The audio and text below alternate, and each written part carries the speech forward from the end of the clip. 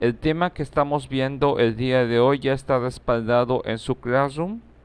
Si cuando ustedes gusten revisar lo que es la presentación de esta clase, nosotros ya lo podemos, ustedes ya lo pueden ir checando en lo que es la plataforma de Classroom para cualquier respaldo para lo que ustedes necesiten, sobre todo por la tarea que les había pedido la vez pasada, para que ya esté completa. Bueno, sin más preámbulo, vamos a hablar un poco acerca sobre este tema de las teorías de la inteligencia y estábamos hablando de las teorías de Guilford. Esto es una teoría muy nueva. Eh, esta teoría de la inteligencia es una forma de poder evaluarla de una forma un poco más tridimensional con aspectos un poco más específicos. En este caso, me parece pertinente de que la estemos revisando porque estas nuevas teorías normalmente, por ejemplo, como es lo que es la situación de la teoría del cubo, es una teoría que apenas está llegando a lo que es aquí a Latinoamérica. Lo interesante de esta teoría son los diversos enfoques que hemos estado viendo, porque lo vemos primero en los aspectos de operación, los aspectos de producto y los aspectos de contenido. Estos aspectos que estamos viendo es de una forma un poquito más estructurada. Si hacemos la comparación entre lo que son las escalas de Cattell, de Spearman, que eran más que nada en aspectos enfocados a poder medirlo en aspectos generales, en aspectos específicos, aquí vamos a ser un poco más contextuales, basados en aspectos mucho más específicos de acuerdo a los campos o las áreas de las que hemos estado hablando. Por ejemplo, como les estaba comentando, por ejemplo, primero tenemos nosotros en esta teoría, en la teoría tridimensional, hablamos acerca de primero de la situación de las operaciones. Primero tenemos que definir, para recordarles que es un proceso de operaciones. Es un proceso intelectual que el organismo realiza con la información que recibe. En este caso, de acuerdo a la teoría tridimensional de Guilford o la teoría del cubo, tenemos nosotros que estar trabajando primero, por ejemplo, para poder determinar el desarrollo de la inteligencia, estar evaluando cómo se están dando las operaciones o en este caso, cómo se están dando las funciones sensoperceptivas de cómo está llegando la información a nosotros, a través de qué medio. Y en este caso, lo importante es determinar cómo es que los canales de información tenemos a través de los sentidos y cómo los procesamos. Es la manera en que nosotros vamos a desarrollar precisamente nuestra capacidad intelectual. Dentro de los aspectos de las operaciones que observamos son cognición, memoria, producción divergente y producción convergente y el proceso de evaluación. Cuando hablamos acerca de cognición, la cognición también, si ustedes se acuerdan, cuando en algún momento en otras asignaturas hemos visto lo que son los procesos mentales superiores, la cognición es un proceso en el cual nosotros desarrollamos la comparación entre lo que son los estímulos neuro, eh, neuropsíquicos y nosotros cómo le damos esa interpretación a esos estímulos neuropsicológicos y que van a estar conllevando eh, de alguna u otra forma el proceso en las diversas áreas de nuestro cerebro. Por eso dice que en la cognición hablamos acerca de la extracción de significado de la información recibida. En este proceso, ¿cómo es que conozco lo que conozco? La información con respecto al proceso de cognición, entonces vamos a este proceso en el cual yo tengo que determinar eh, qué es de toda la información que yo estoy sacando del medio, qué es lo que yo estoy rescatando. Por ejemplo, para entender el proceso de cognición es, por ejemplo, imaginen ustedes que ven, no sé, una película, que ven una serie de televisión. Y en este caso yo les pregunto, bueno, ¿de qué trató la película? En este caso, lo que yo necesito en el proceso de cognición, saber exactamente, ustedes me den como la sinopsis o me den la información general de la película. En este caso, yo lo que necesito no es que me den los datos específicos de toda, sino de toda la información que ustedes vieron a través de lo que oyeron, lo que ustedes estuvieron viendo en la película, es me den una información general de todo.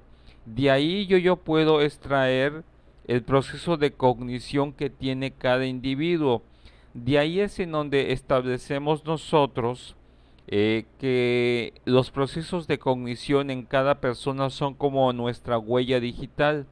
Aun cuando podemos llegar a puntos en común, cada uno va a tener un aspecto o una información o una interpretación o una visión diferente.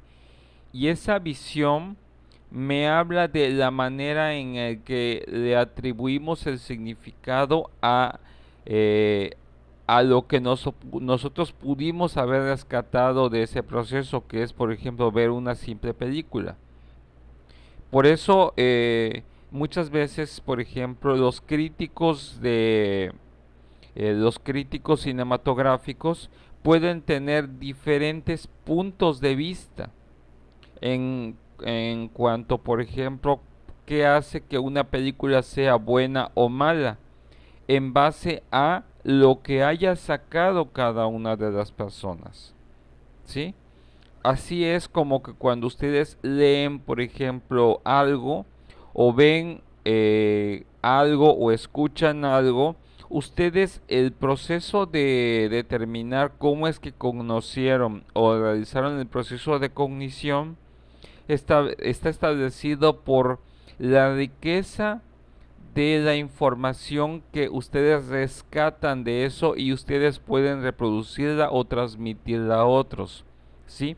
Es como cuando ustedes leen algo de la escuela y lo intentan explicárselo a otra persona.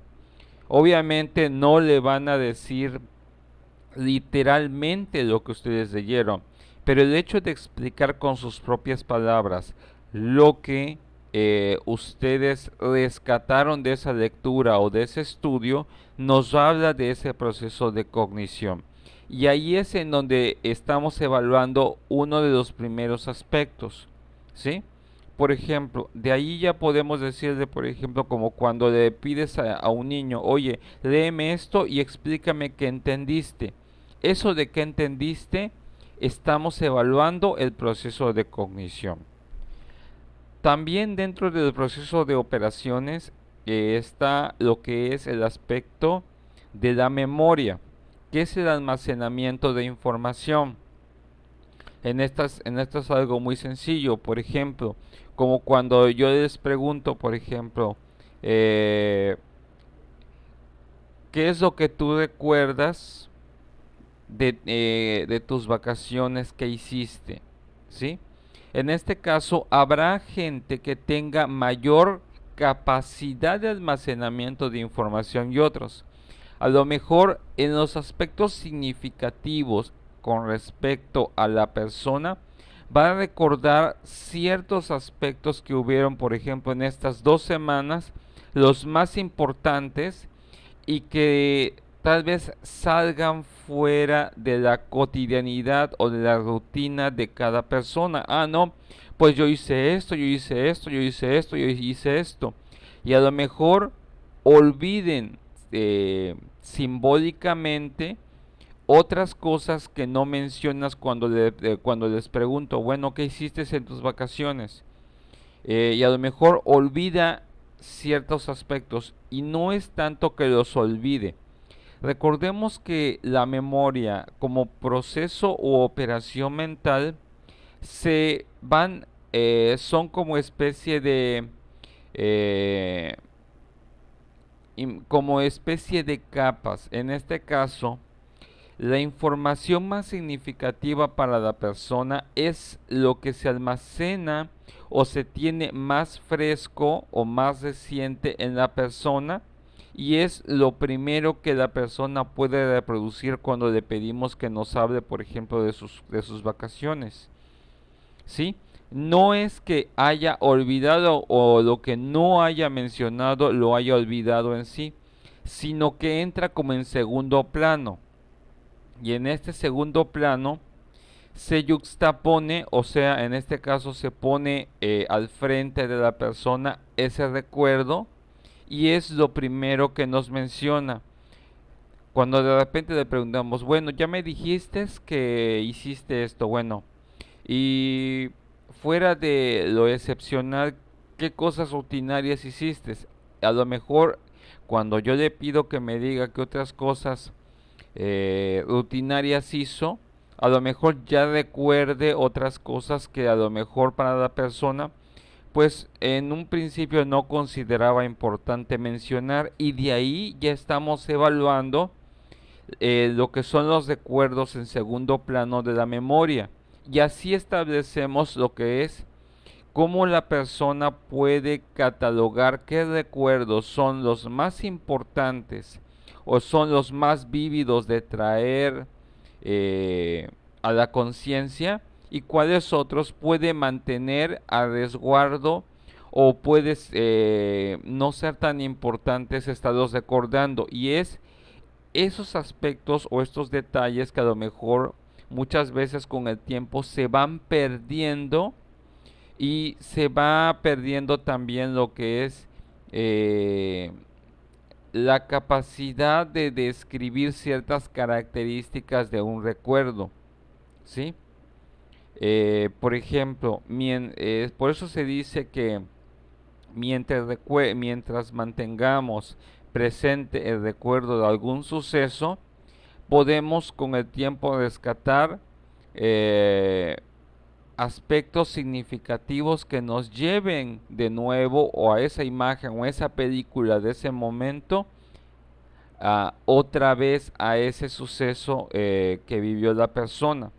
Pero mientras pasa el tiempo y la persona le da más importancia a otros sucesos que decide recordar, esos recuerdos en segundo plano empiezan como a disdibujarse, como que empiezan a hacerse más borrosos o ya no los recuerda muy bien o ya no tienen como una buena calidad para poder rescatarlos de la conciencia y ya como que no te dice, pues no me acuerdo muy bien, eso significa que ese recuerdo pues va perdiendo la capacidad de traerlo a este plano de conciencia.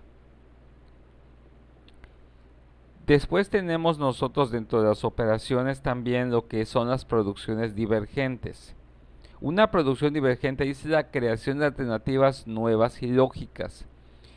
En este caso, una producción divergente, en este caso es como cuando nos surge una problemática.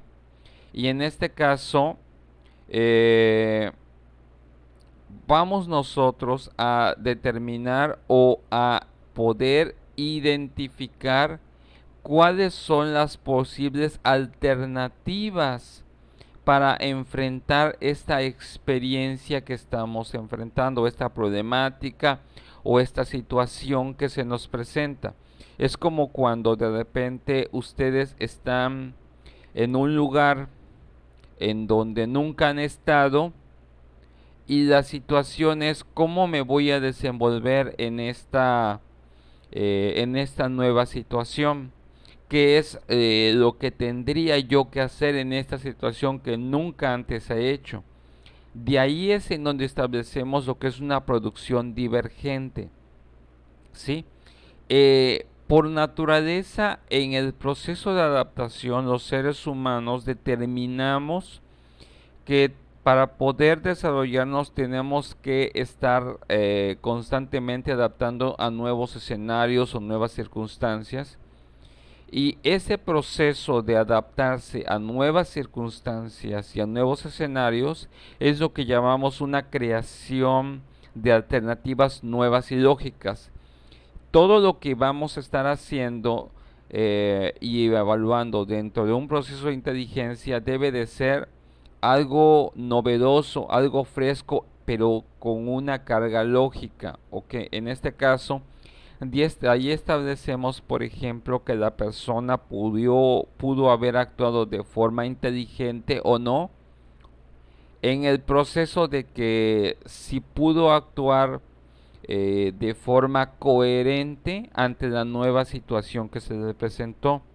Por ejemplo, es como cuando, eh, no sé, estamos nosotros en un museo y por ejemplo hay muchas reglas y de alguna otra forma tal vez no te han dicho las reglas, pero el hecho de que estés en un lugar nuevo eh, conlleve a que tú te tengas que buscar estrategias o alternativas para poder adaptarte a ese nuevo lugar o por ejemplo a ese museo en el cual sabes que hay reglas pero no te las han dicho, pero tratas de buscar de ser lo más prudente.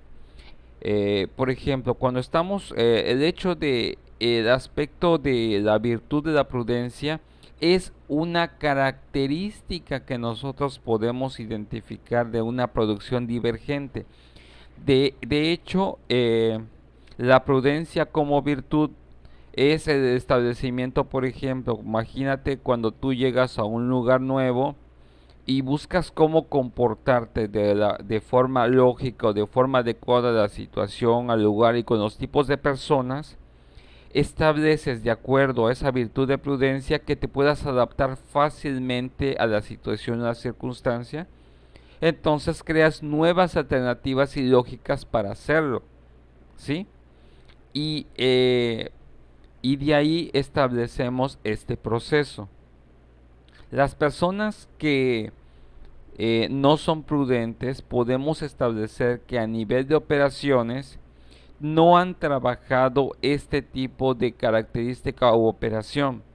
Por eso es que muchas veces tú puedes ser una persona muy cognitiva, tener una buena memoria, pero no todos tienen esa capacidad de adaptación, por ejemplo, de prudencia o de fácil adaptación al medio social que hace que las personas puedan decir, ah, no, sí se sabe comportar.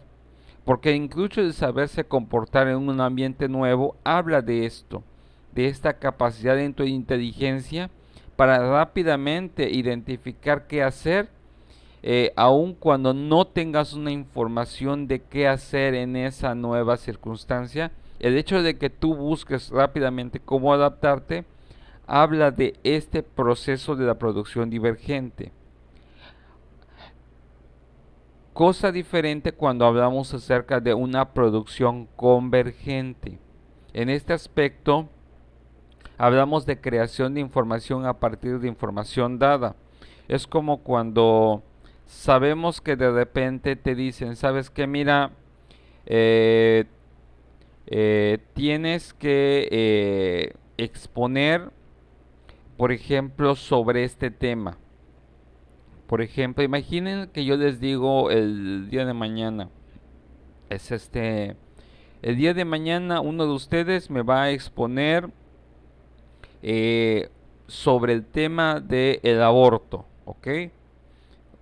En base ahí, yo ya te di como una pauta. Bueno, esa información o esa palabra o ese tema, en base a eso, tú a lo mejor puedas tú tener la capacidad de poder establecer, no sé, tener un punto de vista, de hablar desde, no, y a lo mejor si tú tienes conocimiento, por ejemplo, de los aspectos biológicos del aborto, puedas hablar desde la perspectiva biológica, o si tienes es la capacidad de tener un punto de vista filosófico, dices tú, ah, no puedo hablar del aborto desde el punto de vista filosófico, etcétera. Lo importante acá es qué haces tú con la información que se te da. Lo interesante de todo esto es que independientemente de que yo te dé una pauta de un tema, siempre voy a necesitar una perspectiva fresca en base al bagaje de información que tú ya traes. De hecho, por ejemplo, como cuando ustedes, no sé si ustedes alguna vez ha ido a algún foro, ¿sí o no? ¿Alguna vez ha estado en algún foro educativo, algún foro en el cual tengan que estar participando?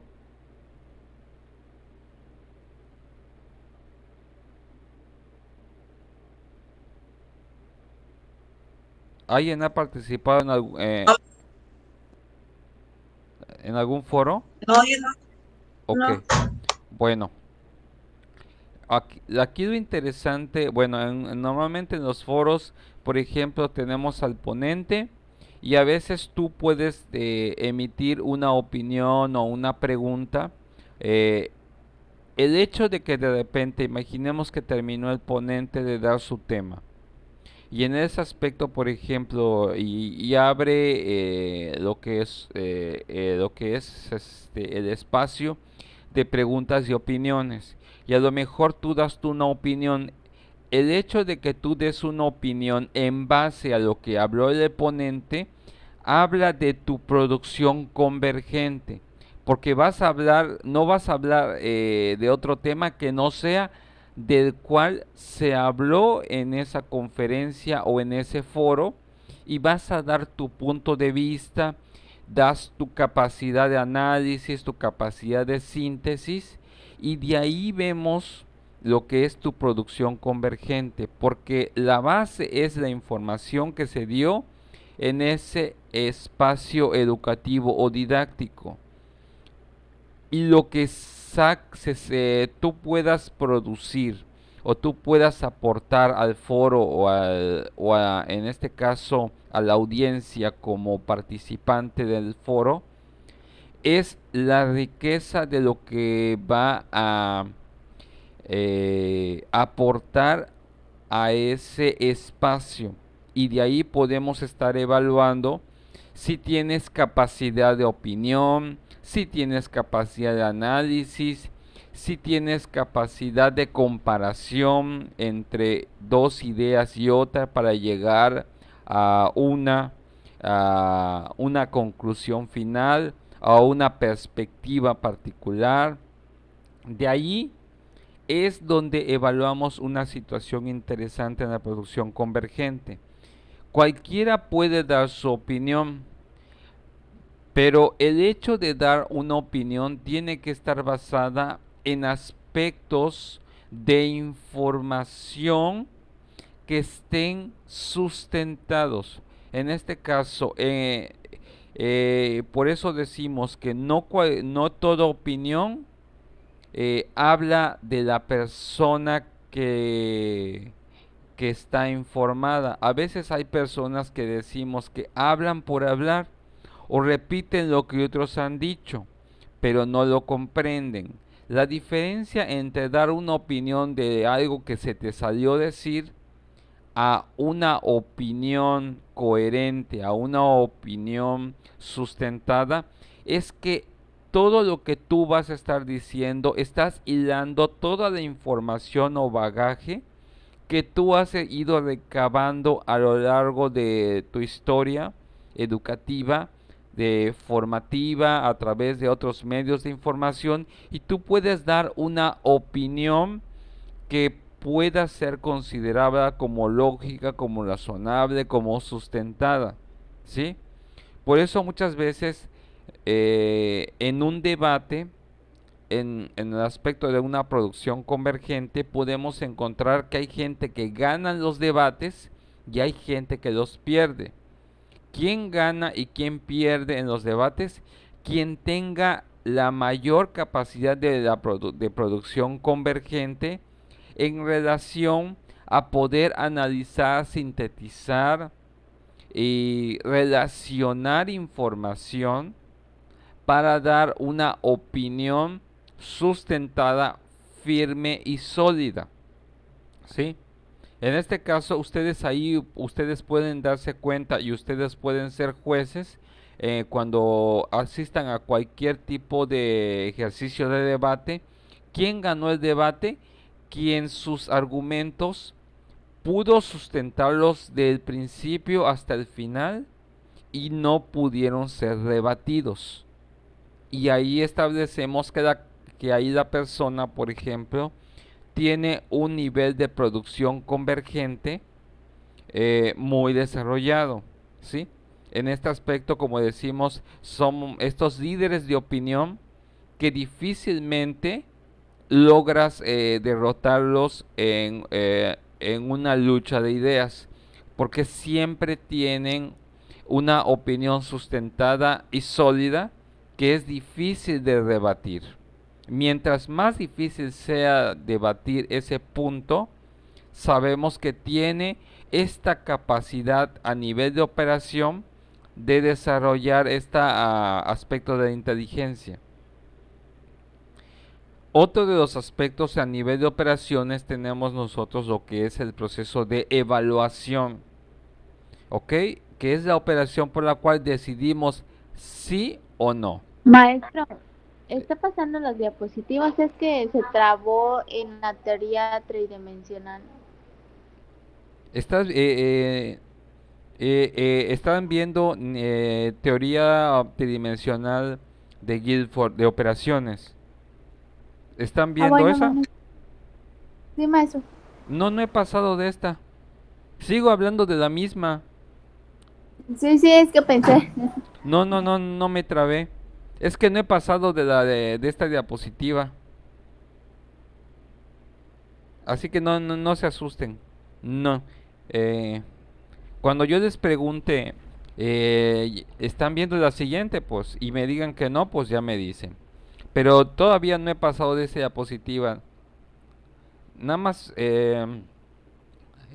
estamos en evaluación. ¿Siguen viendo la diapositiva donde dice evaluación? ¿Sí o no? Sí, Ok, bueno. En la evaluación, por ejemplo, es como la capacidad que nosotros tenemos para poder tomar decisiones al final de esto. Sabemos que en el proceso de evaluación establecemos lo que son los procesos de síntesis y análisis.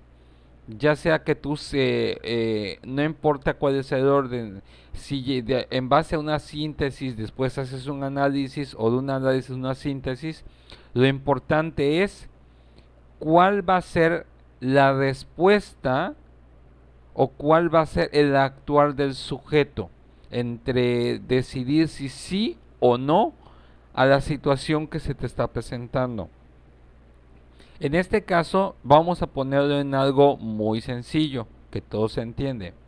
Por ejemplo, es como cuando vamos a elegir si entre los chorrocientos o miles de pretendientes que puedan tener ustedes muchachas, y de repente dicen, es que tengo esta propuesta de este muchacho, tengo esta propuesta de este muchacho.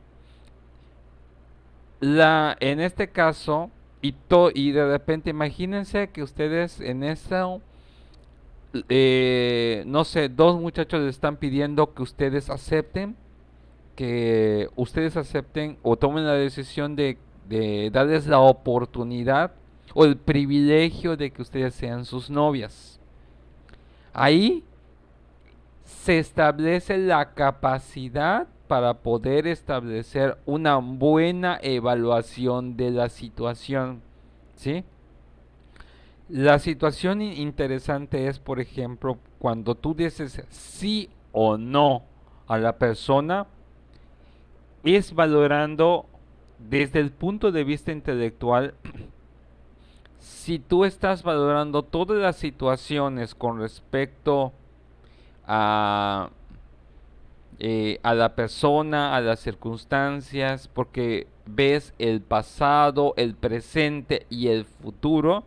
Muchas veces, por ejemplo, algo en este ejemplo sencillo de elegir aceptar un noviazgo o no, muchas veces de forma automática, en fracciones, no sé, de segundos o incluso de minutos, o depende de la dificultad para tomar una decisión, definimos, por ejemplo, a veces hay personas que a veces les hacen la propuesta y dicen, déjame pensarlo. No sé, por ejemplo, ¿alguna vez les ha pasado esto, muchachas, que de repente alguien, no sé si ustedes tengan novio o ahorita en este momento, muchachas, ¿alguien ustedes tiene una relación sentimental en este momento?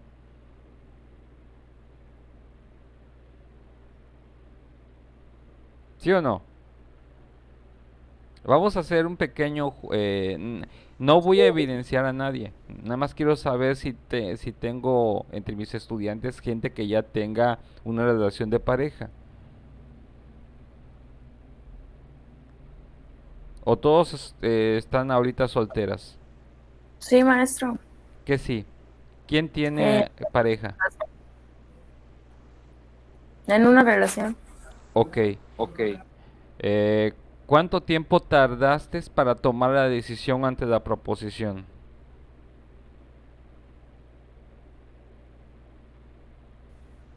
¿Cómo? ¿Cómo? Ok. No, no entendí. Imagine, por ejemplo, cuando en este caso la persona que, que hizo la proposición, ¿cuánto tiempo pasó entre la proposición y tomar una respuesta entre aceptar o no esa propuesta de noviazgo? ¿Cuánto tiempo pudo haber pasado para tomar la decisión?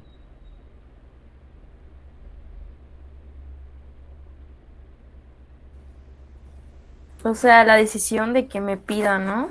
No, la decisión de que aceptes o no. Ah, pues fue cuestión del momento. Ok, muy bien. Pero tomaste el tiempo para valorar a la persona, la situación.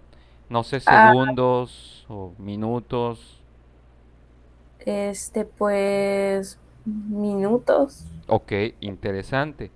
Lo interesante acá, por ejemplo, en este aspecto, este proceso de evaluación, por ejemplo, tuviste que haber evaluado cuestiones del pasado, cuestiones del presente, incluso, pues por algunas veces también, algunas personas en la cuestión de la decisión de pareja, aspectos de futuro, si te ves cuánto tiempo con esta persona o, o si ves si si la relación pues le veían futuro, porque pues nadie elige tener un noviazgo por un día.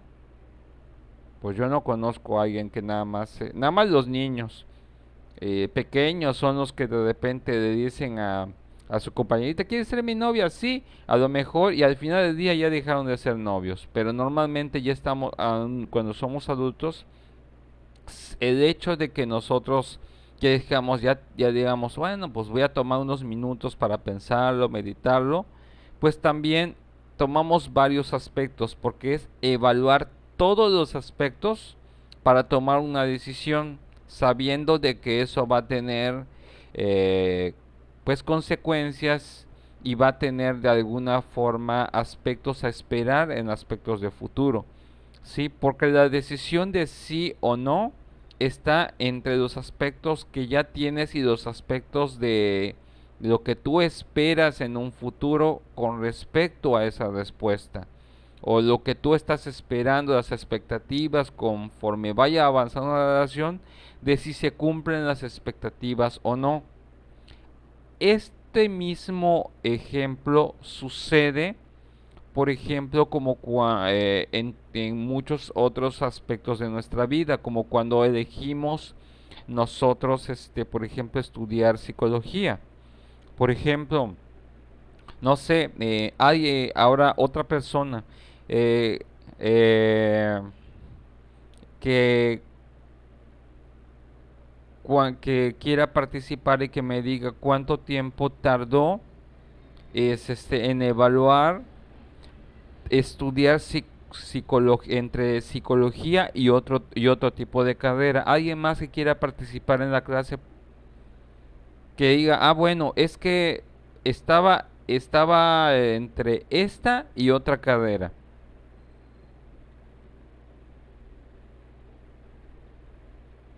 ¿Alguien más? Yo, maestro, Ok, muy bien. ¿Cuánto tiempo tardaste entre esta carrera y qué otra estaba tu decisión? en nutrición, Muy bien, ok. ¿Cuánto tiempo tardaste en decidir entre nutrición y psicología? como 6 meses. Ok, muy bien. Acá lleva, y si se dan cuenta, lleva un proceso mucho más elaborado. El sí o no, decidir, elegir la carrera adecuada, estoy en la carrera adecuada, porque, por ejemplo, en este caso nuestra compañera, pues establece expectativas con respecto a la carrera y sobre todo qué espera saliendo de la carrera eh, al terminar la misma. Por ejemplo, porque pues a lo mejor las dos son muy buenas, opciones, pero una tuvo que ganar en cuanto a intereses, en cuanto a perspectivas, en cuanto a proyectos de vida, de cómo se ve la persona. Y por eso a veces dices tú, mira, hijo, de tardé como 6 meses en decidir y estaba entre esta y el otro. Y es válido y así es como establecemos. Por eso, por lo general, en nuestra vida siempre vamos a estar tomando decisiones entre sí o no. Y también entre si tomo esta decisión o si tomo la otra. Siempre vas a tener que estar, y es mejor tener opciones de que elegir. Y ahí establecemos tu capacidad de evaluar si tomaste la mejor decisión o no fue una decisión que no dio el tiempo o el proceso completo para evaluarlo, ¿sí? Porque incluso hay personas que fallan en este tipo de operaciones y por lo cual después se arrepienten, ya sea en la elección de pareja, por ejemplo, o en la elección de carrera. Y a veces dicen, híjole, pues creo que ni era la carrera que yo estaba esperando. O no, pues me pensé que era la mejor carrera, pero pues ya veo que no tengo ni el perfil. Lo interesante de esto es tratar de evaluarlo antes. Una buena evaluación es cuando dices tú, ah, tomé la mejor decisión porque sí está de acuerdo a mis expectativas, sí está de acuerdo a lo que tenía pensado y sí estoy obteniendo pues más o menos lo que más o menos pensé que iba a obtener en el aspecto del futuro. ¿Ok? ¿Alguna duda con respecto a este aspecto de la teoría de Guilford en cuanto a operaciones? ¿Alguna duda que tengan en cuanto al aspecto de cognición, memoria, producción divergente, producción convergente o evaluación? ¿Alguna duda? Antes de que pasemos a la siguiente diapositiva.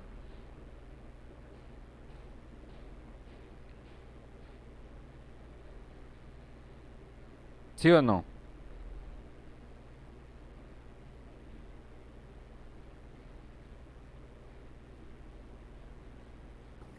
No, maestro. Ok, bueno. Bueno, eso significa que ya realizaron todos una muy buena evaluación.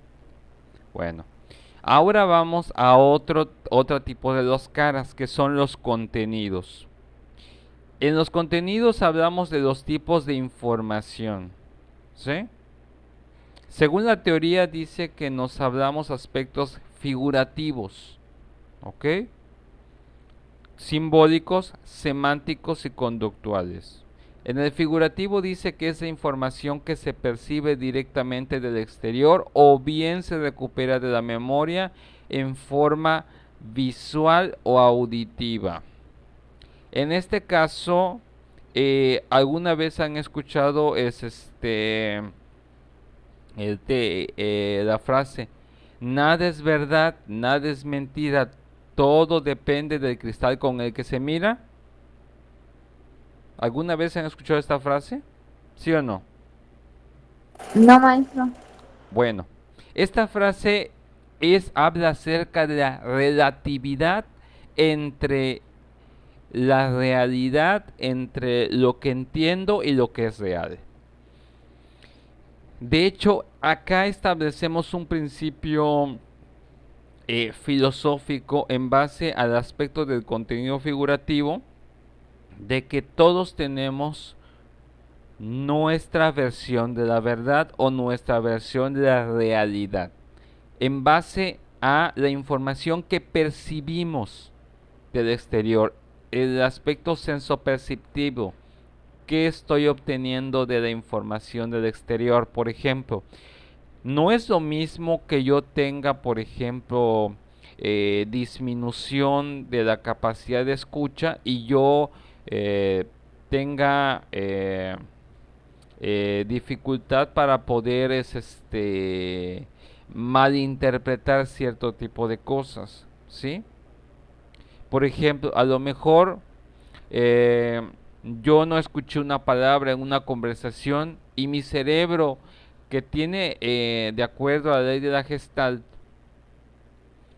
eh, nuestro cerebro cuando escucha una palabra parecida o falta una palabra, nuestro cerebro necesita integrar información y hace el proceso de lo que es la gestalten o lo que es eh, esa parte que falta de la información, como que la trata de unificar. ¿A qué me refiero con esto? Si falta una palabra, con la poca información o las pocas palabras que tiene, trata de integrar un mensaje y de ahí nuestro cerebro interpreta en base a las palabras que pudo captar de lo que escuchó y de ahí interpretamos algo, ¿sí? Porque muchas veces, por ejemplo, de ahí establecemos que muchas malas interpretaciones está en el hecho de que si no estamos obteniendo una buena calidad de información a través de los medios sensoperceptivos, podemos obtener mala información.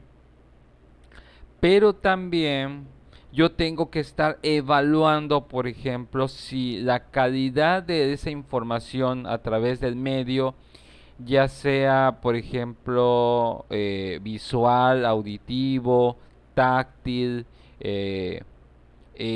no me está engañando esa información sensoperceptiva, ¿sí? En general, normalmente casi siempre se basa en estos dos tipos de canales, en el tipo visual y auditivo. Porque muchas veces si yo veo una sombra o veo algo o de repente imaginemos nosotros que estamos viendo una perspectiva de dos personas que aparentemente se están besando, pero no está sucediendo esto, pero la perspectiva hace parecer que la persona se está besando con otra.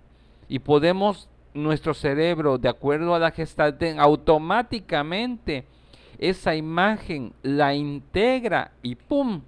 ya estás diciendo, "¡Ah! Se está besando con otra, maldito desgraciado, me está engañando". Y a lo mejor es la simple perspectiva de la ubicación de los sujetos que hace parecer eso, ¿sí? Lo interesante acá es que la gestalten, y en este caso, cómo integramos la información o la información que percibimos del exterior, cómo la estamos integrando entre lo que escuchamos y vemos, pues si está adecuado a la realidad, ¿sí? De ahí es en donde nosotros tenemos que tener mucho cuidado con el aspecto del contenido figurativo, del tipo de información figurativo que estamos nosotros obteniendo, ¿sí?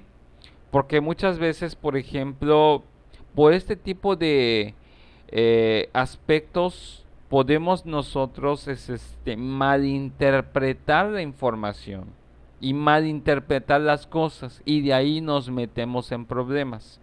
¿Alguna vez ustedes han caído en este error por malinterpretar las señales o malinterpretar, por ejemplo, algo de tipo auditivo o algo de tipo visual, y la realidad era totalmente otra? ¿Alguien alguna vez se ha equivocado por malinterpretar las cosas? ¿Por esto? Mm, ¿En qué sentido, maestro? ¿En general? O sea, cualquier situación. En cualquier situación. Ah, sí. Ok, bueno. Pues no conozco una persona que no haya malinterpretado algo sobre la Tierra. Pero este fallo es en el proceso en el cual nosotros nos vamos con la primera impresión simplemente. Por eso, por lo general, cuando hablamos de tipo figurativo, tenemos nosotros no dejarnos simplemente llevar por este contenido. Tenemos nosotros que comparar. Cuando tenemos a nivel de inteligencia figurativo, tengo que comparar todas las perspectivas o todas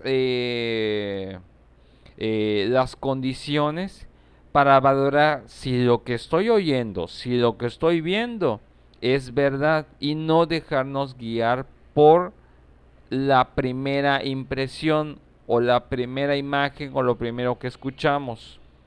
Una persona que no es capaz de poder comparar este contenido figurativo, de ahí podemos establecer que no actúa de forma inteligente, porque simplemente se deja guiar por la primera impresión que le viene, y de ahí actúa en consecuencia. Una persona inteligente a nivel de figurativo compara lo que ve, lo que vieron otras personas, lo que escucharon otras personas, y de ahí establece si la información que en un principio le pareció era verdad o era una simple percepción o una simple mala impresión o mala percepción de las cosas. Por eso normalmente se tienen que valorar mucho todos los aspectos relacionados, y no simplemente guiarnos por lo que yo vi o lo que yo escuché. Es en este caso a primera impresión. También tenemos nosotros otro de los aspectos a nivel de contenido, que es el contenido simbólico, que habla acerca de que la información que no tienen significado por sí mismos, dice, se manejan como fichas que se pueden combinar entre sí. Este aspecto simbólico pueden ser aspectos que nosotros hayamos aprendido. En este caso dice información que no tienen significado por sí mismos. Por ejemplo, ciertos gestos, ciertos guiños, que a lo mejor, pues en este caso es donde decimos, bueno, ¿estás enojada? No. y de repente está la pareja, el novio, y dice, pero de verdad no estás enojada. Claro que no, no sé qué te da la idea, ¿sí? Acá lo interesante es, por ejemplo, cómo estamos interpretando la información, porque a lo mejor simples gestos, es la simple forma de decir las cosas, tal vez nos dé una información de interpretar ciertos aspectos eh, que nosotros vamos a estar como nosotros interpretando de los demás. Y que a lo mejor pues no tienen un significado cuando dice que esta información no tiene significado por sí mismos, porque depende de el sujeto qué símbolo o qué significado le esté dando a ese estímulo que está viendo o esté percibiendo, lo que ve, lo que escucha. De ahí se establece el aspecto subjetivo. Y por eso dice que se manejan como fichas que se pueden combinar entre sí. ¿En qué significa? Por ejemplo, sabemos que la manera en que una persona percibe las cosas nos puede hablar mucho de la misma y nos puede hablar de la capacidad de la persona para analizar las cosas. Pero eso no significa que sea compartido por otros. A lo mejor si una persona es muy paranoica, va a estar observando muchos aspectos que a lo mejor pues para otras personas no tienen importancia, pero para ellas sí. Y les da mucha importancia y les da significado y las interpreta. Y a nivel simbólico sabemos de que, por ejemplo, la pregunta es, ese estímulo que está teniendo la persona, ¿está acercado a la realidad o está acercado a la proyección que tiene la persona de la realidad? ¿Sí? Porque muchas personas ven lo que quieren ver. A nivel simbólico, escuchan lo que quieren oír. ¿Sí? A veces sucede eso. Y a veces es verdad y a veces por azares del destino lo que están pensando o lo que percibieron, ¡ting!, pues sí era verdad. Pero esta capacidad de poder interpretar este tipo de cuestiones simbólicas que no tienen una cuestión interpretable que pueda ser compartido por todos, pues a lo mejor solamente es como el aspecto, como la forma de decodificar la realidad que existe fuera del sujeto. Y que el sujeto dice, ah, ya vi esto, de seguro es esto. Lo que llamaríamos nosotros a nivel de contenido a nivel simbólico como un proceso de intuitivo. Este proceso de la famosa intuición, de cómo puedes llegar a una verdad en base a ti mismo, porque tú eres como el aparato interpretador de señales o de símbolos y le das significado y puedes llegar a verdades en base a eso. Pero solo tú lo tienes. Por eso el proceso de intuición todos lo tenemos, pero algunos lo tienen más desarrollados que otros. ¿Sí? Ok, eso es a nivel simbólico. A nivel semántico, vemos nosotros que son los significados o las relaciones con símbolos principalmente contenidos en el lenguaje verbal. En este caso, por ejemplo, aquí ya estamos hablando de cuestiones un poco más contextuales que podemos estar compartiendo. En este caso, si nosotros estamos entendiendo una palabra, ¿cómo lo estamos entendiendo? Por ejemplo, es como cuando hablamos acerca de la palabra amor, cuando entendemos de la palabra justicia, cuando entendemos la palabra paz. Si yo les pudiera preguntar, por ejemplo, ¿qué entienden por la palabra justicia, la palabra paz? ¿Ustedes qué me pudieran decir? Alguien que quiera participar en este aspecto. Si yo digo la palabra paz, ¿qué entiende por la palabra paz?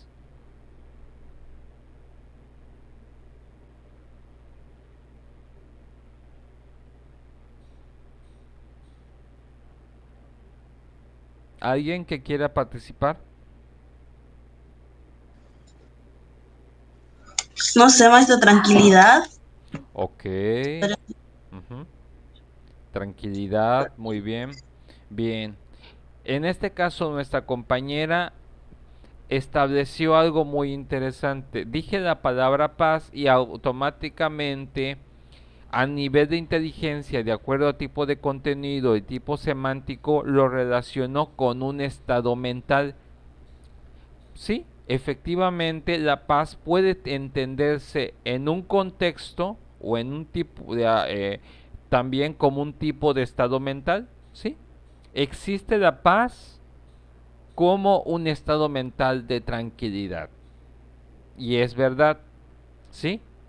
Pero a lo mejor otros lo entiendan como una estructura geosocial. Por ejemplo, la paz, la falta o existencia de conflictos armados. La paz como eh, como meta o objetivo a alcanzar a nivel mundial. Eso es, por ejemplo, perspectivas geopolíticas, ¿sí? Y hablamos del mismo término, pero no estamos hablando del mismo contexto. Lo interesante acá es que una misma palabra que tiene que se pronuncia igual, en diversos tipos de contexto vamos a estar hablando de diferentes tipos de cosas. Y de ahí la capacidad que tenga la persona de establecer la relación o en qué contexto me está hablando la persona, establecemos de qué tipo de contenido me habla. Es por eso, por ejemplo, que cuando hablamos con una persona, tenemos que entender que a nivel de contenido semántico, yo a lo mejor estoy entendiendo una palabra de una forma y la otra persona lo está entendiendo de otra porque y a lo mejor dos personas hablan de la misma palabra y no llegan al mismo punto porque cada una lo entiende en diferente tipo de contexto, ¿sí? De ahí es en donde podemos hablar del mismo término, de la misma problemática, pero si no estamos en el mismo contexto, obviamente puede haber diferencias incluso de opiniones, porque el aspecto de los contextos hablan mucho de, eh, de cómo vas a hablar acerca de ese constructo, de ese contenido, de esa palabra o de esa idea y cómo la vas a poder aplicar y cómo la vas a poder desarrollar en tu vida. ¿Sí? Por eso, por ejemplo, nosotros podemos hablar de amor y no existe hasta el momento una definición convencional que aplique para todos, incluso aun cuando escuchemos, ay, qué bonito suena, pero a lo mejor te gustó lo que escuchaste de otra persona y coincide más que nada con tu contexto y dices tú, ah, no, eso es el amor, pero para otra persona el amor sea otra cosa. Lo mismo sucede, todo depende del contexto y en este caso en este caso de dónde estemos hablando o lo que semánticamente estemos identificando ese concepto o esa palabra. De ahí analizamos si la persona está relacionado adecuadamente al contexto o no y si lo conoce. Porque muchas veces hablamos de ciertas palabras y cuando no sabemos qué significan, de ahí podemos establecer, bueno, como no conozco la palabra, dicen, pues me suena como a esto. Eso significa que esa persona no tiene la suficiente información porque a lo mejor lo relaciona con otra que no tiene nada que ver y ahí establecemos que la persona no puede hablar acerca de ese tema porque no conoce el contexto y no conoce el contenido de la palabra de acuerdo a ese contexto. También tenemos los contenidos de tipo conductual.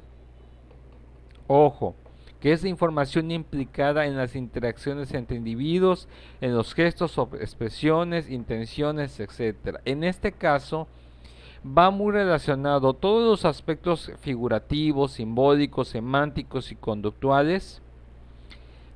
Es en donde tenemos la mayoría de los problemas. Es como, por ejemplo, es como cuando dices tú, ay, pues es que los hombres son fríos, no son amorosos, no es y dice, o hay algunos hombres, ay, es que las mujeres son muy empalagosas, esto, el otro. El aspecto, por ejemplo, de la afectividad, por ejemplo, el ser afectuoso, que es una característica conductual, es una característica que se manifiesta en un sujeto a otro. ¿Cómo determinamos que alguien es afectuoso o no?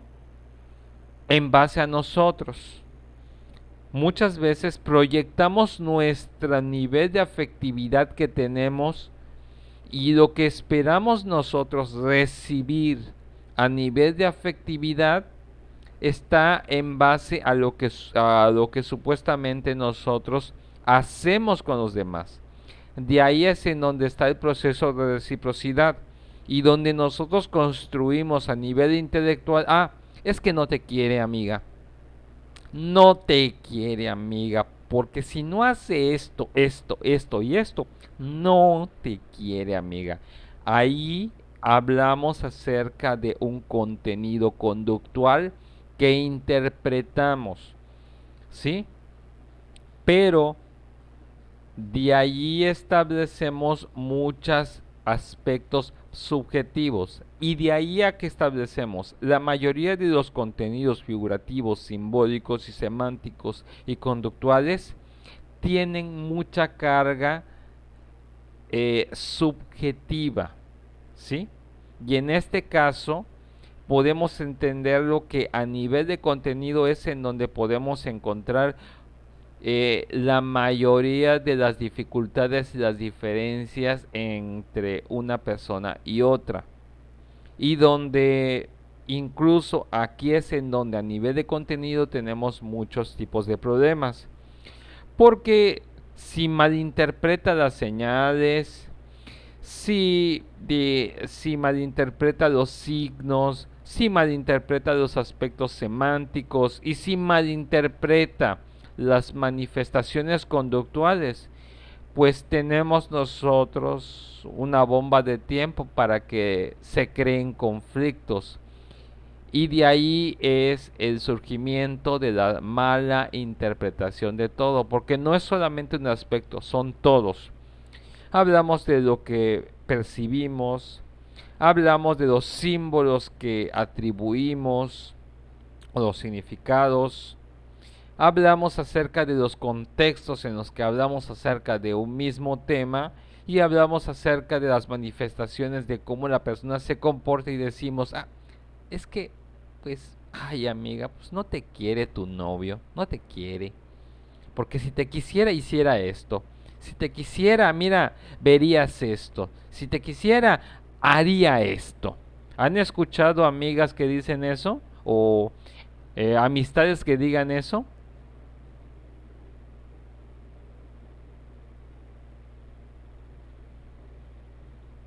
¿Tienen amistades que a veces les dicen ese tipo de comentarios? ¿Alguien le ha dicho ese tipo de comentario a alguien de este tipo?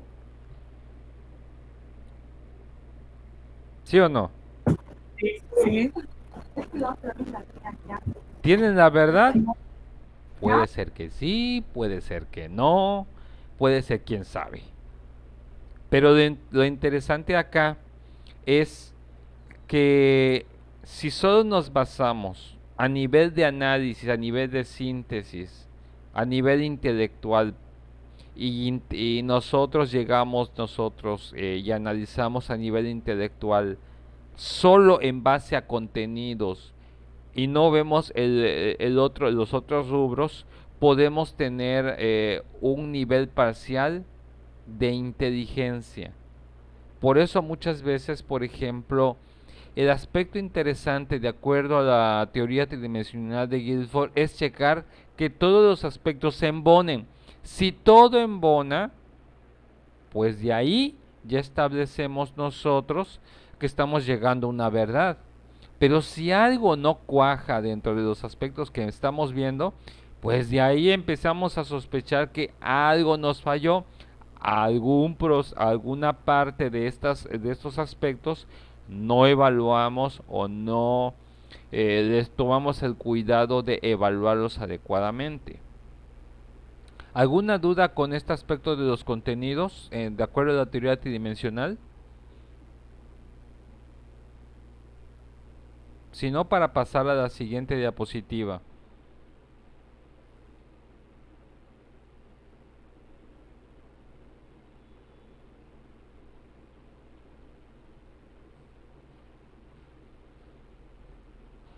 ¿Sí o no?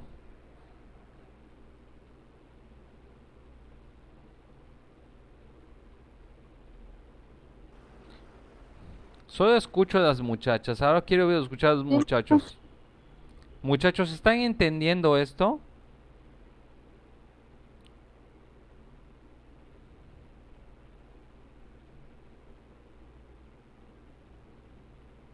¿Sí o no? Muchachos, Sí, profe. Ah, bueno. Después les voy a preguntar a ustedes. Bueno, el último de los aspectos es el aspecto de los productos de acuerdo a la teoría de Guilford. ¿Qué son los productos? Son todas las formas en que se puede expresar el individuo a partir de las informaciones procesadas por distintas operaciones. Aquí es en donde vemos el proceso. Hablamos de unidades, clases, relaciones, sistemas, transformaciones e implicaciones. Unidades es una entidad como un objeto, una palabra, una idea o un dibujo, etcétera.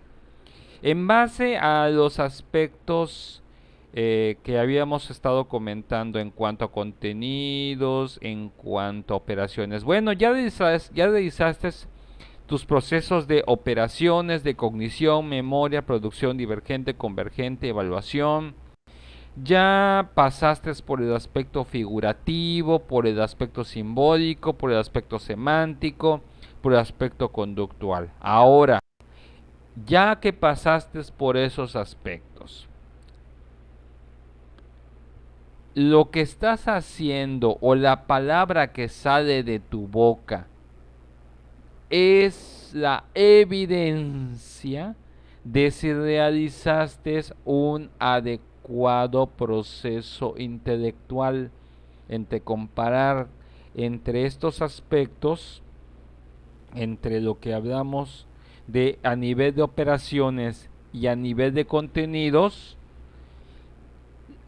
Eso va a evaluar si realmente valoraste adecuadamente las cosas. Por eso decimos, por ejemplo, una palabra, una idea, un dibujo, etcétera, nos habla mucho de si realizaste esto, ¿sí? También vamos a establecer el nivel de producto a nivel de clases. Dice que es un producto formado por un conjunto de unidades que son similares. Por ejemplo, en este caso, las clases, por ejemplo, lo que tú digas, hagas o dejes de hacer, conforman una serie de conductas, una serie de palabras, una serie de ideas que tienen más o menos la misma naturaleza y nos empieza a hablar un poco de la persona por la forma en que dice y hace las cosas, la forma en que se comporta, es que nosotros podemos definir si es inteligente o no. A lo mejor una unidad nos puede hablar un poco de lo primero que la persona responde en una ocasión. Pero si en diversas circunstancias tiene comportamientos o conductas o ideas parecidas o que pertenecen más o menos como al mismo tipo de clase, empecemos a establecer que la persona tiene esta característica de inteligencia, porque ya no es una, por eso dicen, hay un dicho que dice que una golondrina no hace verano. Y esa expresión o ese refrán nos habla de que lo que haga una vez una persona no significa que la persona así sea.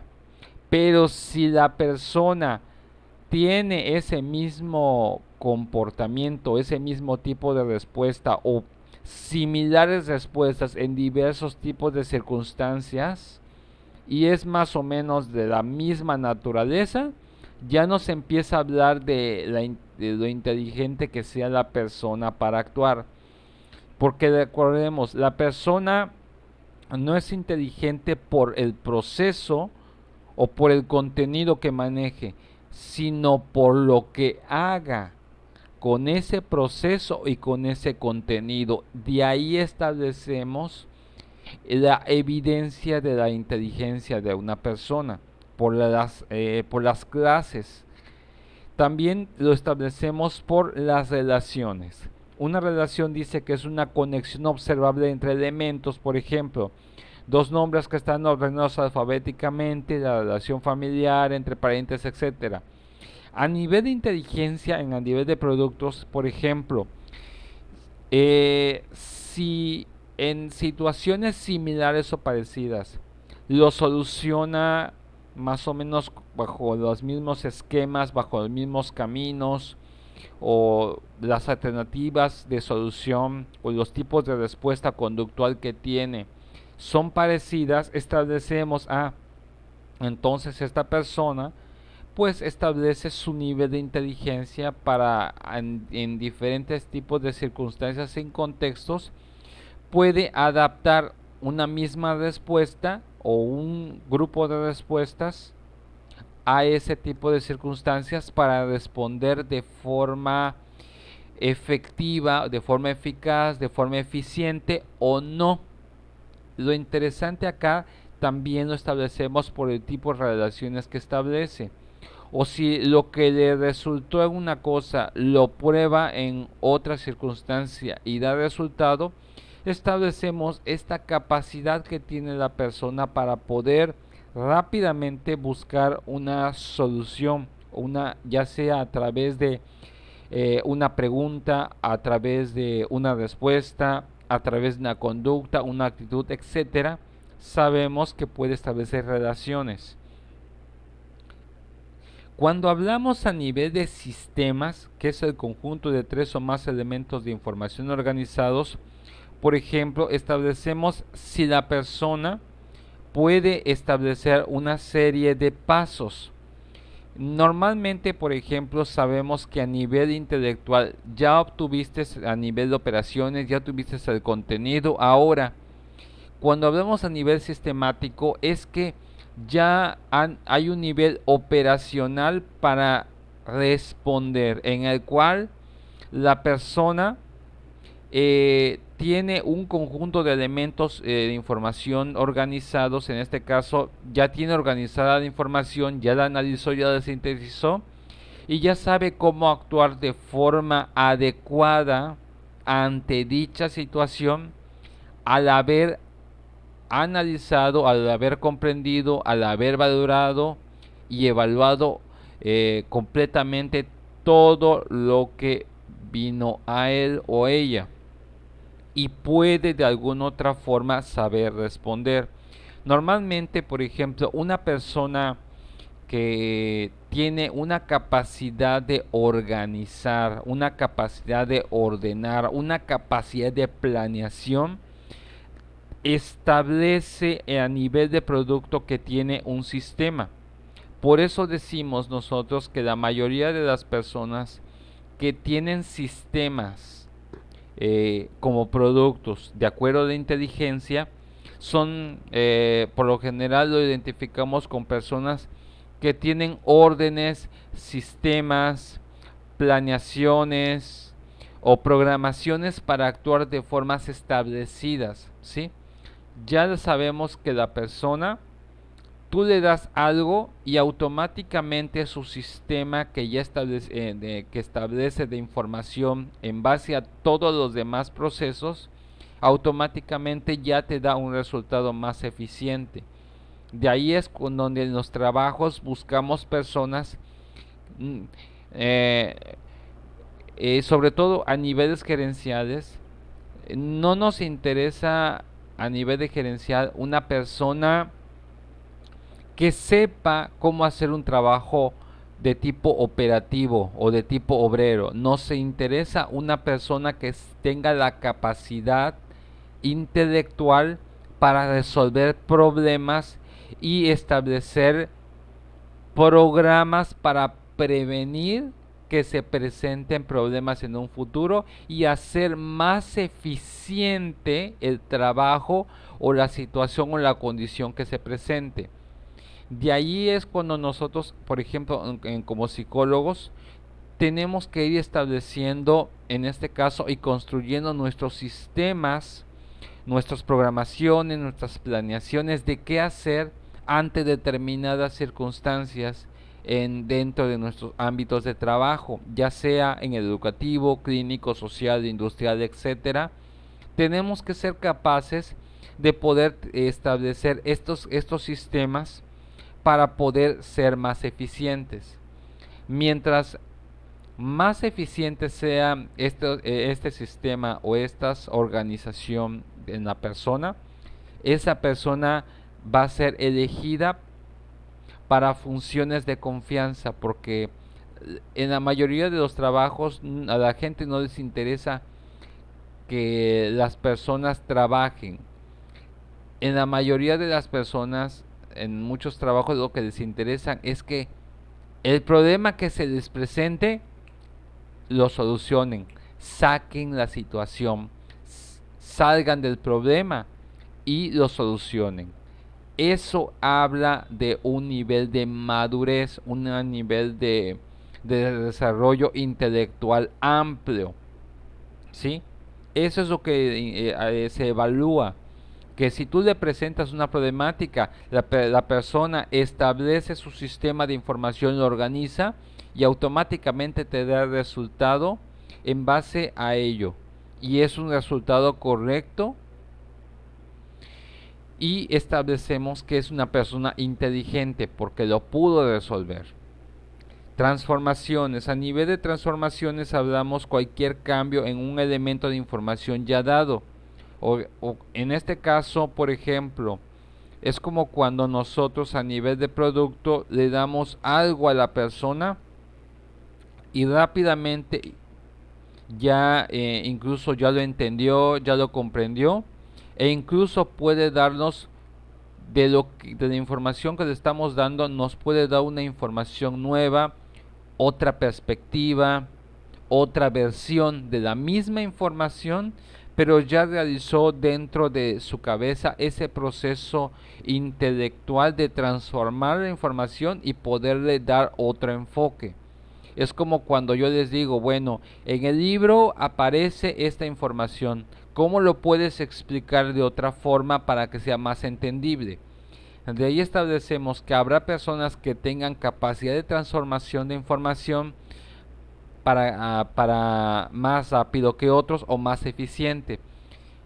No dudo que haya entre ustedes, muchachos, gente o personas que les doy un tema, les doy la información y ustedes tengan la capacidad de transformar esa información y lo hagan mucho más fácil de entender a otras personas y tengan capacidad de explicar, capacidad de ilustrar, capacidad de enseñar, que a lo mejor algunos todavía no lo tienen desarrollado, otros ya lo identificaron, pero sabemos que, por ejemplo, todo maestro tiene una capacidad a nivel de producto de transformación de que tú le das una información y cómo logra que esa información lo pueda comprender y entender sus alumnos.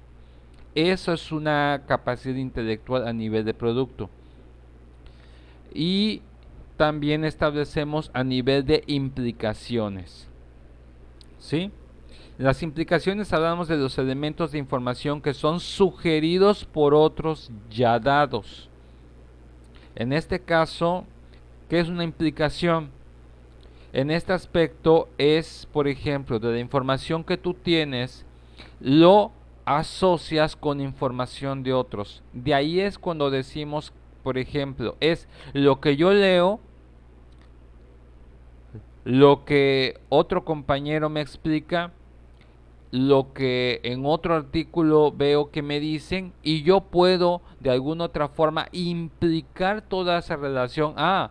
Ahora ya lo entiendo, ahora ya comprendo, ahora ya lo puedo explicar, y tomo de lo que leí, de lo que me explicó otro compañero, de lo que vi en otro medio, y ya puedo decir que ya impliqué toda la información y ya puedo dar eh, eh, un producto a nivel de que, entonces por esto es que actuó la persona, porque, su conducta fue por esto, de acuerdo a la teoría de tal persona, decía esto, y de acuerdo a tal artículo decía esto, entonces por esto es que actuó la persona de esa forma. A nivel de implicación, a mí me interesa que todos los estudiantes de psicología tengan esta capacidad de implicar. Una capacidad de implicación a nivel de producto es que tú puedes hacer este proceso y automáticamente puedas llegar a conclusiones, puedas llegar a impresiones diagnósticas, puedas llegar a conclusiones que te acerquen a la solución del problema o te acerquen a la verdad de una pregunta o una interrogación que se te estén presentando. Ok, bien. Son las 10:31 de la mañana. Ok, hasta antes de que terminemos el día de hoy, ¿alguna pregunta, algún comentario con respecto a esta teoría, la teoría tridimensional de Guilford?